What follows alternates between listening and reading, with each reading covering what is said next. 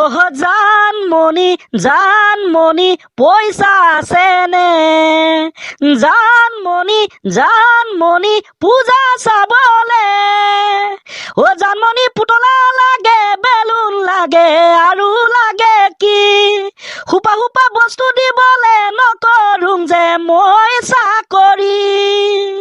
চাইকেলতে লৈ যামে উঠাই টিলিং টিলিং টিলিঙাব যায় দেৱী মাকি চাই আহিবা তাকুৰি ঘূৰা দি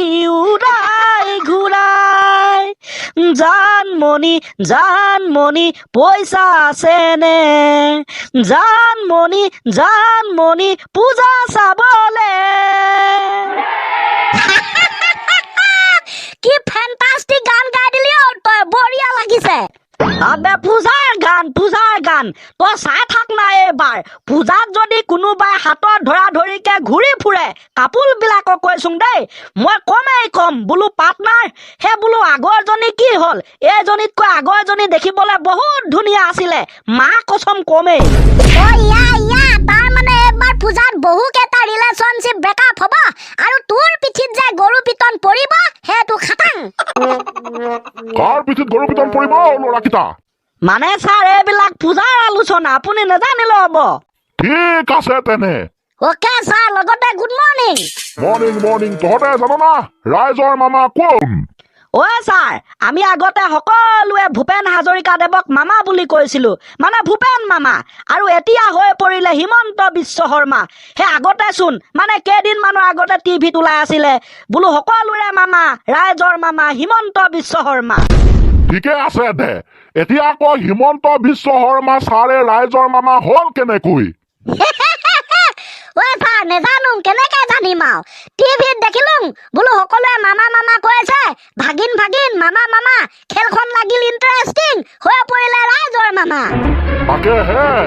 ঐ ছাৰ আমি বাৰু ভাল বেয়া এইবিলাক বিচাৰ কৰিবলৈ নেজাং কিন্তু তেখেত যে বিৰাট মাল্টি টেলেণ্টেড এজন ব্যক্তি আমি কিন্তু ধৰিব পাইছোং ছাৰ এই ৰাজনীতিৰ কথা বাৰু নেজানো ছাৰ কিন্তু দল বাগৰি হ'ল এতিয়া অসমৰ মুখ্যমন্ত্ৰী ভাল কাম নাই কৰা বুলি আমি ক'ব নোৱাৰোঁ বহুতে চাকৰি পাইছে বিভিন্ন ধৰণৰ সা সুবিধা দিছে আনফালে আকৌ বিভিন্ন দুৰ্নীতি হৈছে এফালৰ পৰা যদিহে আমি ছাৰ সুবিধা কিছুমান লাভ কৰিছো আনফালে আকৌ আমাৰ পৰা চৰকাৰে লুটি আছে মামা ৰাইজৰ মামা আমাৰ হিমন্ত বিশ্ব শৰ্মা অলপ কিবা কৰিলে সকলোৱে গালি পাৰে কিন্তু আকৌ ইলেকশ্যনৰ সময়ত তেখেতেই জিকে কি টেলেণ্ট ছাৰ মানিব লাগিব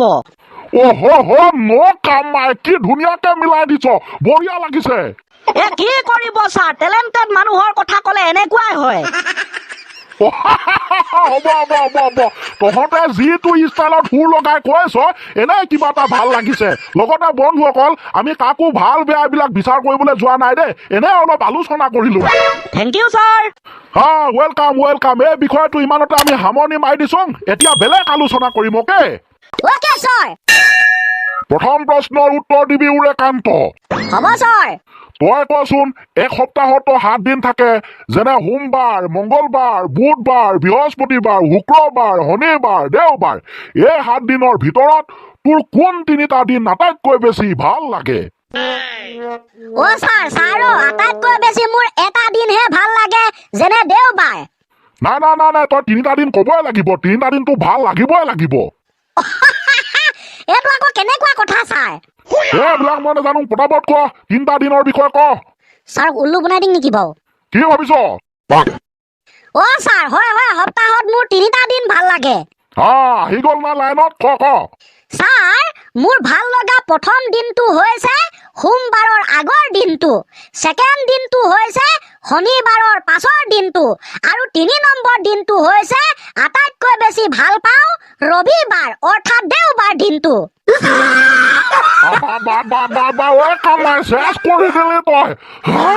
সোমবাৰৰ আগৰ দিনটো তাৰ মানে ৰবিবাৰ শনিবাৰৰ পিছৰ দিনটো তাৰ মানে ৰবিবাৰ আৰু ৰবিবাৰ দিনটো আটাইতকৈ বেছি ভাল লাগে খাপ বাপেকে মাহেকৰ জোল তইতো এটাহে দিন ভাল পাওঁ এই 3টা দিন আহিলে কেনেকে মই কৈছিলো নাচোন ছাৰ এটা দিন অকলে বেছি ভাল পাওঁ বুলি আপুনিও 3টা দিন ভাল পাবই লাগিব বুলি ক'লে সেইকাৰণে মই আইডিয়া লগাই 3টা দিন ভাল পাই পেলালো মাথাটো আকৌ গৰম কৰিবলৈ হৈছেগে আৰু ন ঠিক আছে তই বাদ দে তোক মই আকৌ একো নুসুধো ঐ হৰি তই কহ অ'কে ছাৰ কি ক'ম ছাৰ মই প্ৰশ্ন সুধিম এতিয়া হ'ব ছাৰ সামাজিক দূৰত্ব কাক বোলে সামাজিক দূৰত্ব মানে কি মোৰ লগত ছাৰ দুটা উত্তৰ আছে এইটো উত্তৰ দিম না সেইটো উত্তৰ দিম এইবোৰ আকৌ কি এইটো উত্তৰ সেইটো উত্তৰ দে আৰু কিবা এটা না ছাৰ আপুনি ক'বই লাগিব মই এইটো উত্তৰ দিম নে সেইটো উত্তৰ দিম হে প্ৰভু ইহঁতে মানে ফচাই মাৰিব দে সেইটো উত্তৰকে দে সেইটো উত্তৰ দে অ'কে ছাৰ সামাজিক দূৰত্বৰ সেইটো উত্তৰৰ ডেফিনেশ্যন মতে আপোনাৰ পৰা যদি কোনোবাই টকা ধাৰ লয় আৰু সেই টকা বিচাৰি আপুনি যেতিয়া সেই ব্যক্তিজনৰ ওচৰলৈ যাব তেতিয়া সেইজন ব্যক্তিয়ে আপোনাৰ পৰা আঁতৰি থাকিব বিচাৰিব আপোনাৰ অৰ্থাৎ সমাজৰ পৰা অকণমান দূৰত্ব বজাই ৰাখিব যাক আপুনি ক'ব পাৰে যে সেয়াই হৈছে সামাজিক দূৰত্ব কি সামাজিক দূৰত্বৰ ডেফিনেশ্যন দিলি তই ছাৰ আপুনি সেইটো উত্তৰ শুনুং বুলি ক'লে কওঁ সেইকাৰণে মই সেই উত্তৰটোকে দি দিলোঁ বোপাই হ'ব সামাজিক দূৰত্ব মানে কি বুজিলো আৰু বেলেগকে নকলে হ'ব লাষ্ট প্ৰশ্ন চানি উত্তৰ দে তাৰপিছত ক্লাছটো খতম অ'কে ছাৰ কমলা আৰু আপেলৰ মাজত কি পাৰ্থক্য আছে অলপ বেলেগ ধৰণৰ দুটা পাৰ্থক্যৰ বিষয়ে ক এইটো ছাৰ একেবাৰে চিম্পুল উত্তৰ তই ল উত্তৰটো হ'ব ছাৰ প্ৰথম পাৰ্থক্যটো হৈছে এইটো আমাৰ ঘৰত 3 জোপামান কমলা গছ আছে কিন্তু আমাৰ ঘৰত আপেল গছ এজোপাও নাই আছে নাই আছে এইটোতো পাৰ্থক্য হ'ল ন ছাৰ হ'ব আকৌ এইটো অ'কে ছাৰ দ্বিতীয় পাৰ্থক্যটো হৈছে আমাৰ গাঁৱত মুঠতে ক'বলৈ গ'লে প্ৰায়বিলাক মানুহৰ ঘৰতে কমলা গছ আছে কিন্তু আপেল গছ কাৰো ঘৰতে নাই গাঁওখনত এজোপাও নাই এইটো অলপ চিন্তা কৰিব লগা বিষয় দেই এনে ছাৰ মোৰ উত্তৰকেইটা হৈছে নাই বাৰু তাকেতো হৈছে না নাই হোৱা মই এতিয়া ডিক্লিয়াৰ কৰোঁ কি কমলা গছ আছে নাই একে হৈছে বেলেগ এটা কৈ দে যদি জান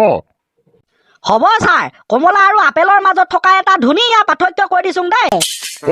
ইমানকে আৰু আৰম্ভণিটোকে কৈ থাকিব নালাগে কমলা বিলাকৰ ৰং কমলা কিন্তু আপেল বিলাকৰ ৰং আপেল নহয় কি ধুনীয়াকে মিলাই দিছ ছাৰ কমলা ৰং আছে কমলাৰ পৰা সৃষ্টি হৈছে কিন্তু আপেলৰ ৰংটো নাই মানে আপেল ৰং নাই দিছ ইজ পাৰ্থক্য